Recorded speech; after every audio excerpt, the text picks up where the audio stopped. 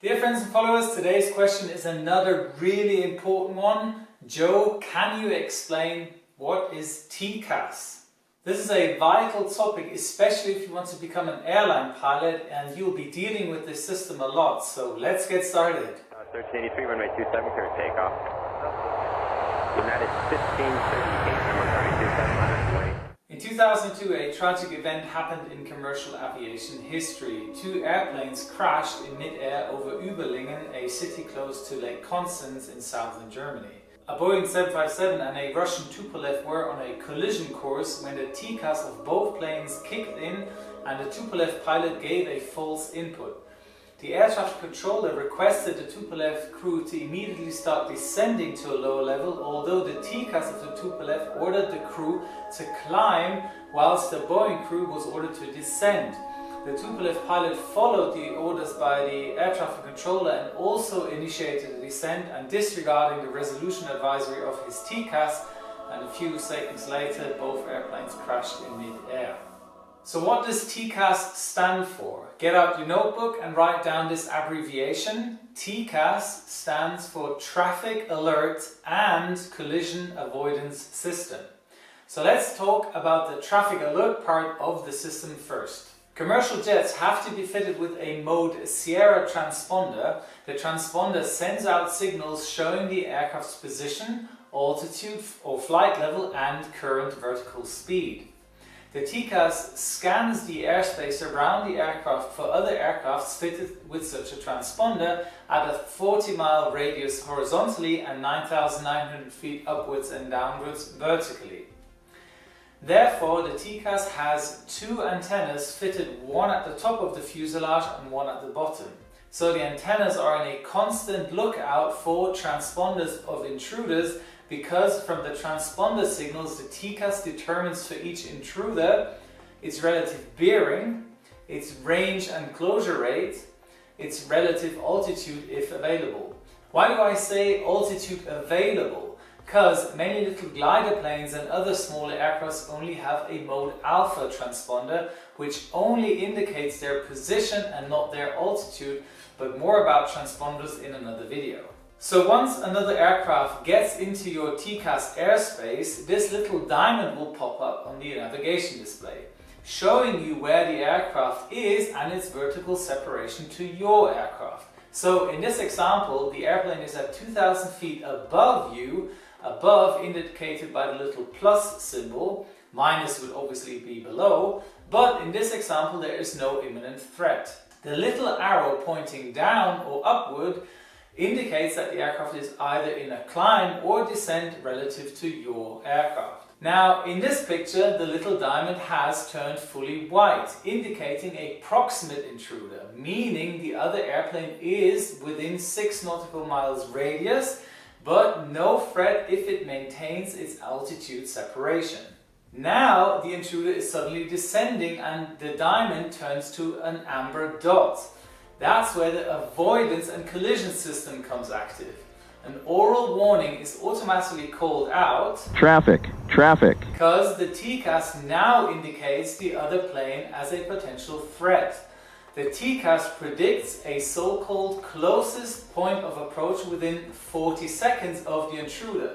When the amber dot turns red, the TCAS predicts a closest point of the approach in 25 seconds and calls out for a resolution advisory for both airplanes. One of the airplanes will get the advisory to climb, climb, and the other descend, descend, to increase the vertical separation to each other. TCAS optimizes vertical orders to ensure a sufficient trajectory, separation, and minimal vertical speed variation considering all intruders. Giving orders like adjust vertical speed, adjust, or maintain vertical speed, maintain. And TCAS is a so-called memory item, meaning the entire procedure is done by memory.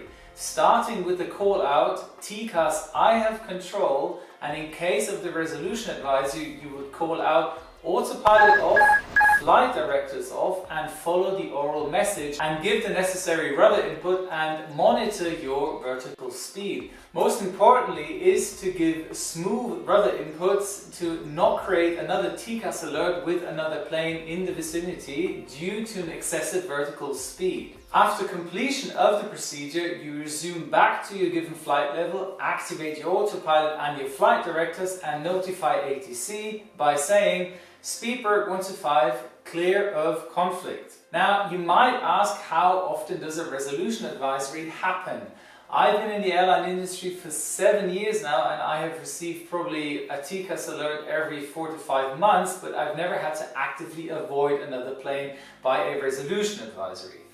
There are a few tricks on how to reduce the risk of a TCAS alert. Very often departure routes cross arrival routes, like in Munich for example. So you want to use vertical speed mode when approaching your first cleared level, because you already know that other airplanes are descending from above and will level off at 1,000 feet above you, which is the minimum separation.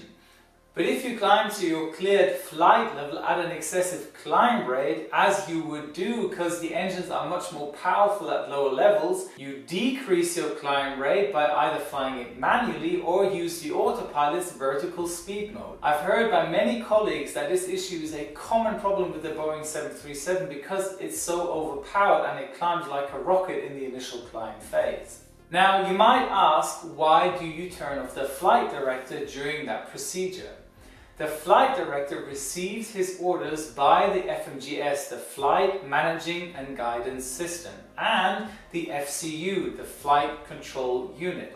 And because the resolution advisory is a non-normal situation for the FMGS and no inputs are made in the FCU during that procedure, the flight director bars would stay in place and would be more of a distraction in that situation than of any help.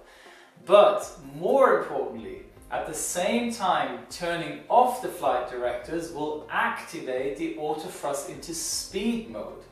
Meaning that, for example, when the TCAS wants you to climb, the thrust will apply power to keep your speed during that climb or decrease the power in case of a descent.